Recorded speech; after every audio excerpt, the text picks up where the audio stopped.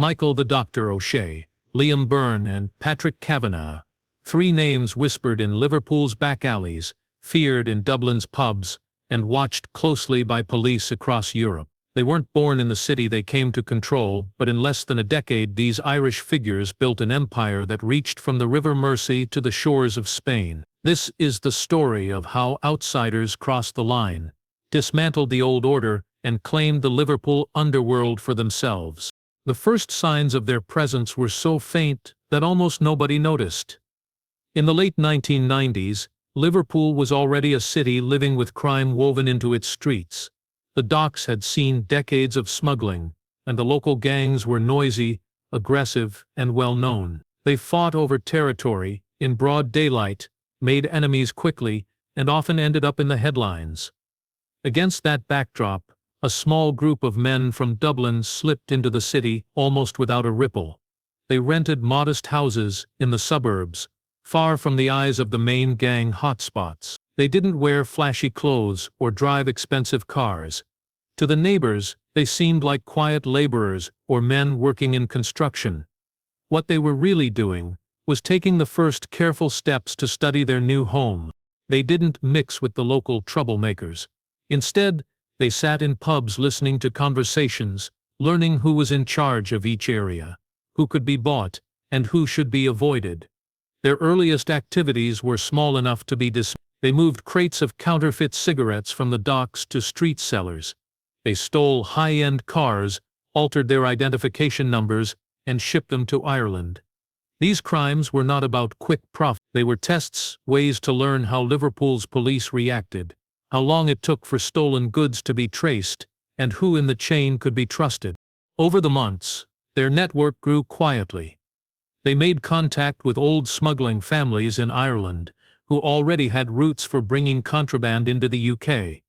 They forged relationships with a few locals who had fallen out with bigger gangs and needed protection. This wasn't a hostile takeover, it was infiltration. The group never called themselves a gang in public, but they operated with the discipline of one. Orders came from a single figure who rarely appeared in person. Messages were passed through trusted couriers, and no one outside their tight circle knew the whole picture. Liverpool at that time had seen plenty of outsiders come and go. Most failed because they tried to take over too quickly, clashing with established crews and ending up in bloody feuds. The Dublin group avoided this mistake. They never challenged anyone openly. Instead, they looked for gaps, drug routes not fully controlled, clubs with security teams that could be swayed, businesses struggling under debt. When they found a weakness, they stepped in with cash, favors or quiet intimidation, always leaving the appearance of a legitimate transaction. By the end of their first year, they had a foothold in areas most newcomers could never enter. And yet, they were still almost invisible.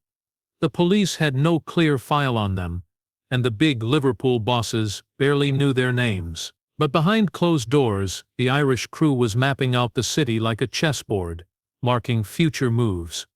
They weren't here for a slice of the pie, they were planning to own the bakery. By the early 2000s, the Irish crew had learned enough about Liverpool's criminal ecosystem to make their next move.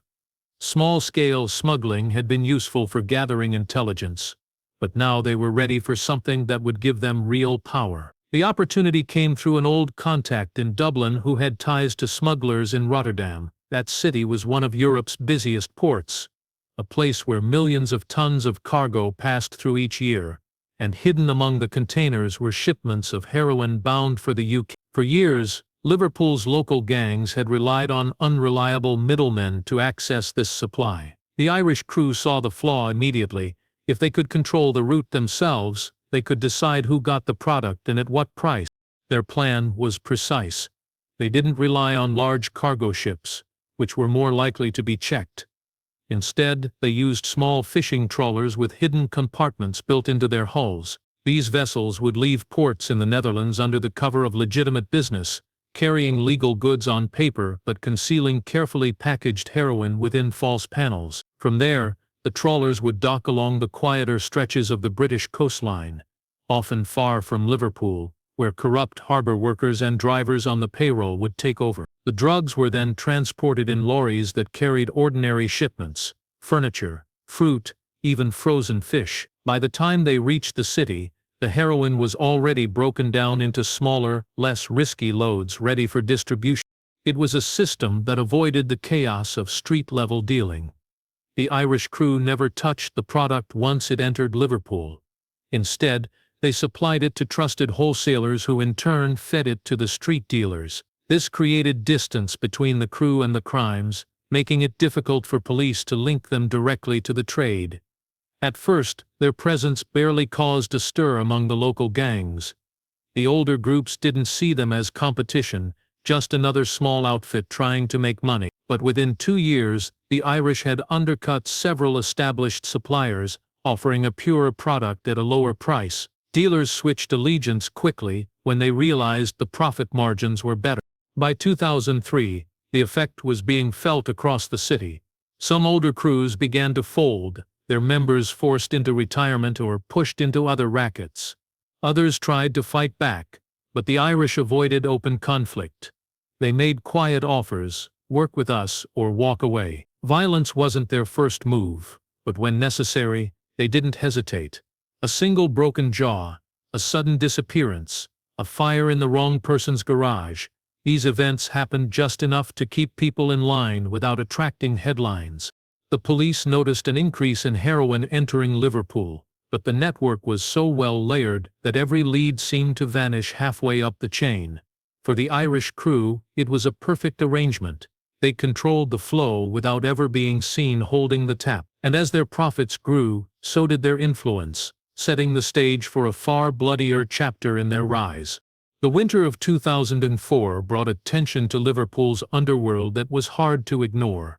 By then, the Irish crew's grip on the heroin supply was strong enough to threaten the old Gangland gangs directly. For months, quiet warnings had been exchanged through intermediaries, but a deal arranged in late November was supposed to smooth things over. The meeting place was an abandoned warehouse near the docks, a crumbling brick structure with broken windows and a rusting roof, the kind of place used for years as neutral ground. The plan was simple. The Irish would sell a large shipment to a local crew at a discounted rate in exchange for their cooperation, effectively ending the rivalry. On paper it was a peace offering. In reality, it was a trap. The night was cold, the air damp with the smell of the river. Trucks pulled up to the warehouse shortly after midnight. Inside, the space was lit by a few bare bulbs hanging from long wires, swaying slightly in the wind that leaked through the broken walls. The Irish arrived in 2 vehicles, calm and businesslike. The Liverpool gang came in a single van, carrying cash and a few armed men for security.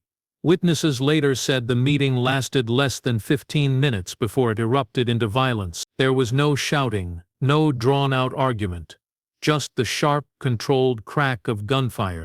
When police entered the warehouse the next morning after an anonymous tip, they found 5 bodies lying on the concrete floor. 3 were members of the Liverpool crew, 2 were Irish. Each had been shot in the head or chest with precise aim. There were no signs of struggle, no scattered money, and no drugs at the scene. Whoever had pulled the trigger had done so with military efficiency, leaving behind nothing but the bodies and the smell of gunpowder. Detectives immediately suspected a professional hit, but no witnesses came forward. Those who might have known something stayed silent. In Liverpool's criminal world, silence wasn't just a rule, it was survival. The killings sent shockwaves through the city. Word spread quickly that the Irish were not to be crossed. The precision of the attack suggested it wasn't just about the men killed, it was about sending a message. Rumors swirled about the motive. Some said the Liverpool crew had been planning to rob the Irish during the exchange. Others claimed one of the locals had stolen from a previous shipment and thought the matter had been forgotten. The truth never emerged, but the result was the same. In the weeks that followed, smaller dealers scrambled to align themselves with the Irish, afraid of ending up on the wrong side of whatever unseen rules were now in place. The police increased surveillance, but the crew had already tightened its operations, cutting ties with anyone not deemed trustworthy. The warehouse massacre marked a turning point. It was no longer just about business. It was about dominance. And in Liverpool's underworld, dominance was rarely achieved without blood. In the months following the warehouse killings, the Irish crew moved with a confidence that hadn't been seen before. The fear generated by that night was still fresh in the minds of dealers, business owners, and even rival gangs. But instead of relying on open violence to maintain control, the crew shifted strategy. They understood that power in Liverpool wasn't just about intimidation, it was about integration. If they could embed themselves into the city's daily life, they would become harder to dislodge than any rival. Money became their most persuasive weapon. They began approaching nightclub owners whose businesses were struggling, offering cash injections in exchange for partial ownership. It didn't take long for them to gain a presence in several of the city's most popular venues. These places became informal meeting spots for arranging deals, exchanging information, and rewarding loyal associates. Club security was quietly replaced with men loyal to the Irish, ensuring that every corner of these establishments was under watch. Taxi firms were next. They were the perfect cover, constantly on the move, able to transport packages without raising suspicion, and plugged into the pulse of the city. The crew either bought out smaller companies outright or secured the loyalty of their owners with loans that were never really meant to be repaid. Soon, they had a fleet of vehicles at their disposal, all driven by people who owed them favors or feared the consequences of saying no. Even some members of the police force found themselves caught in the web. A few were approached directly, offered thick envelopes of cash to look the other way on certain nights.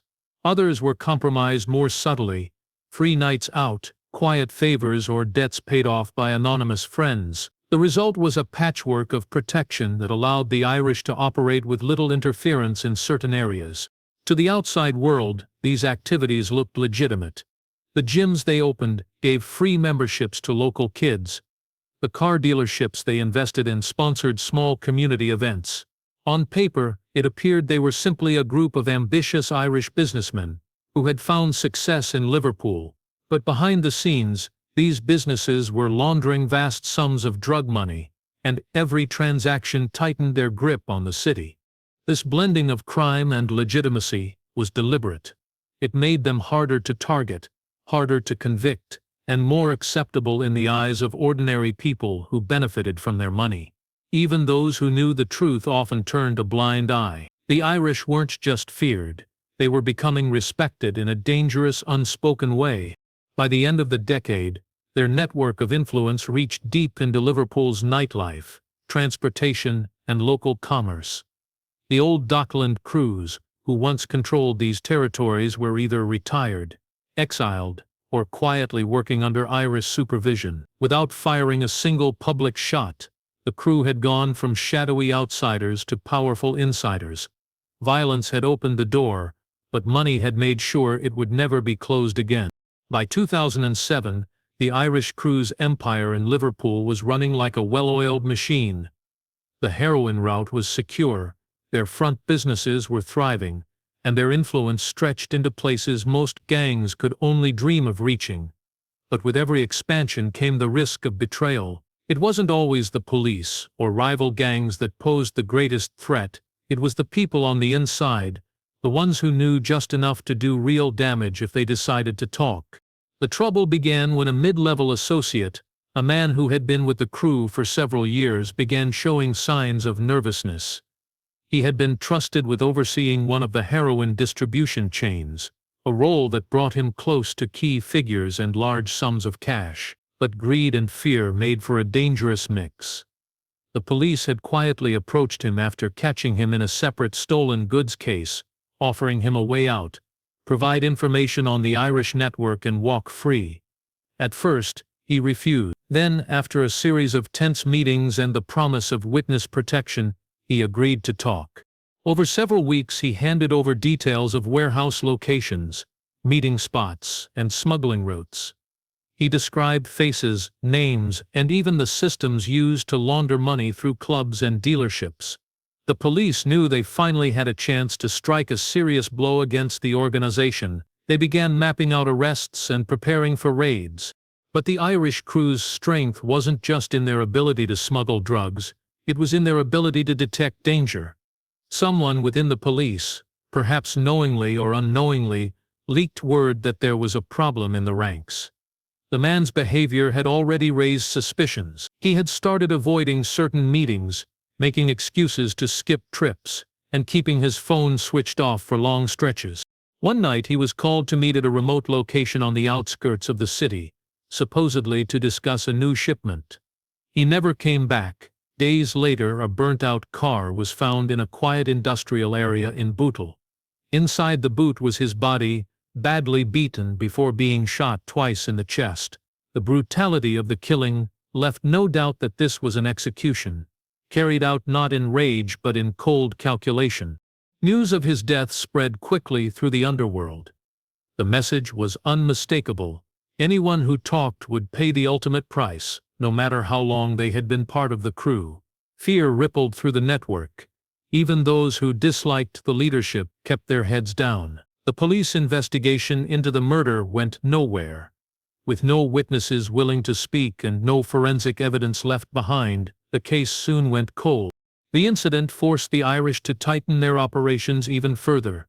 They stopped using the same meeting spots twice in a row, limited phone communication, and made sure no one person knew every detail of a deal. The loss of one man hadn't shaken their empire, but it had made them even harder to catch. By 2010, the Irish crew had built something in Liverpool that was strong enough to survive without its leaders being present every day. This gave them room to think bigger, to look beyond the Mersey and expand into new territory. The opportunity came from an unlikely place, Spain's Costa del Sol. For decades, the sunny coastline had been a playground for wealthy tourists. But it was also a haven for criminals from across Europe. The relaxed lifestyle, lenient residency laws, and a culture of cash-based business made it an ideal place to hide both people and money. The move wasn't about abandoning Liverpool. It was about securing a gateway to an even more profitable trade: cocaine from South America. In Spain, the crew could operate closer to the ports where massive shipments arrived, often hidden in containers of fruit, coffee, or seafood. They began purchasing luxury villas in quiet residential areas, properties with tall walls, private pools, and underground garages. On paper, these homes were owned by foreign investors or small companies. In reality, they were safe houses, meeting spots, and temporary storage for high-value cargo. The Costa del Sol quickly became a central hub for the Irish operation. They established contacts with Colombian and Venezuelan traffickers, negotiating directly instead of relying on middlemen. These meetings took place in high-end restaurants and private clubs, where the staff had been paid well to mind their own business.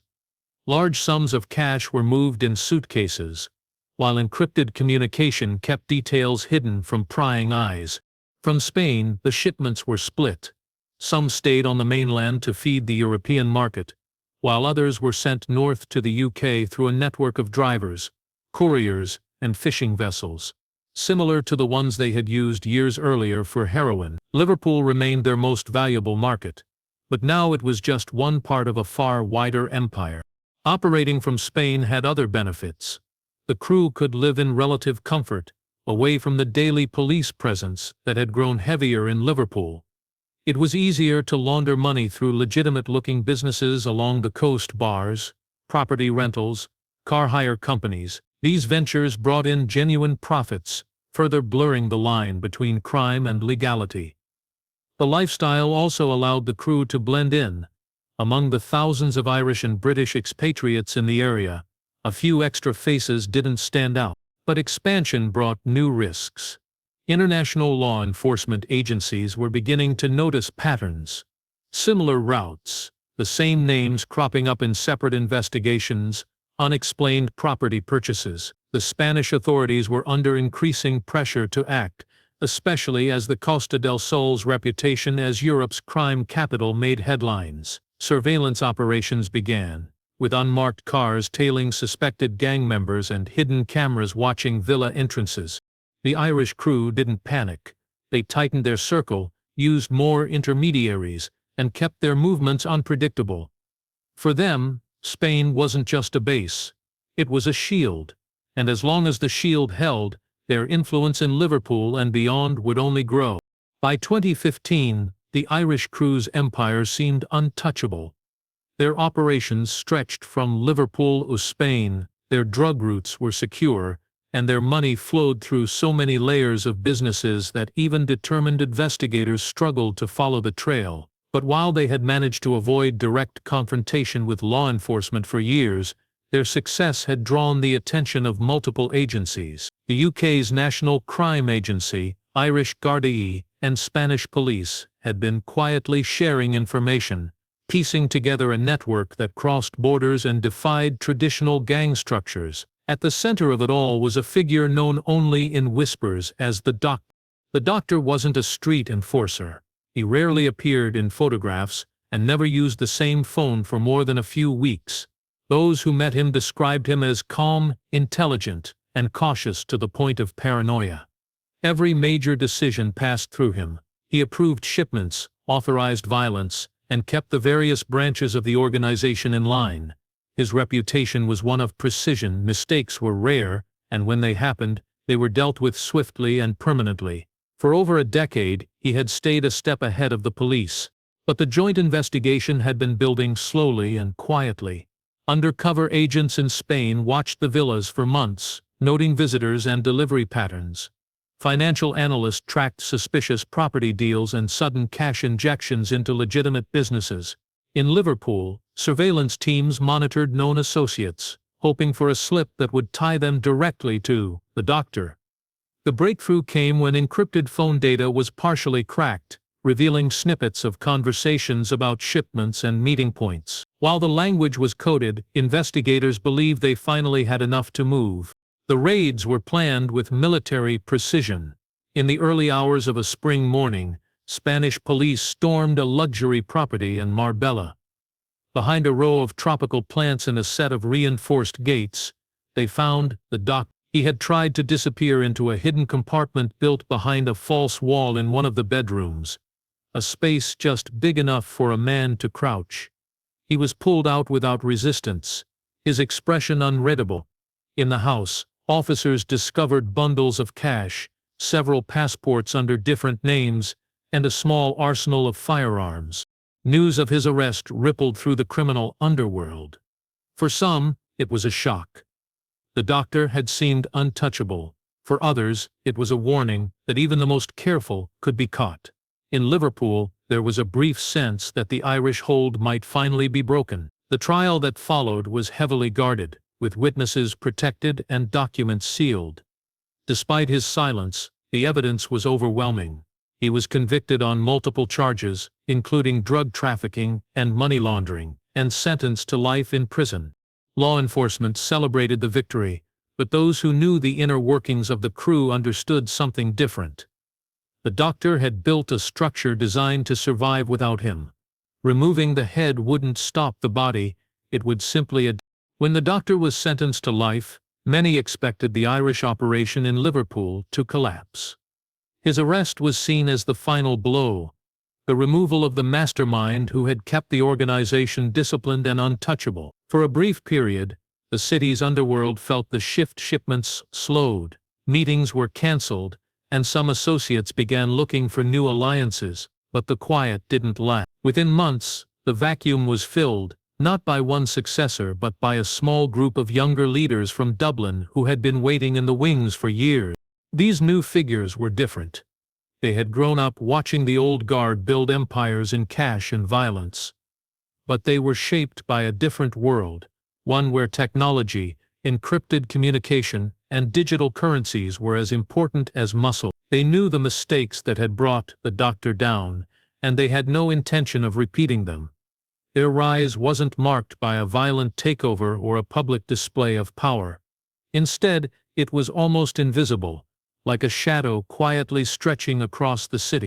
They began by re-establishing the supply lines that had been disrupted after the arrest.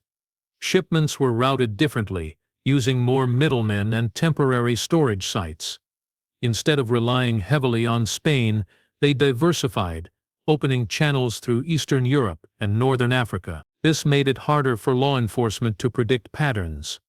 They also embraced cryptocurrency as a way to move and hide money. Large sums could be transferred across borders instantly without passing through a bank, erasing the paper trail that had been used against the doc. In Liverpool, their approach to control was subtle.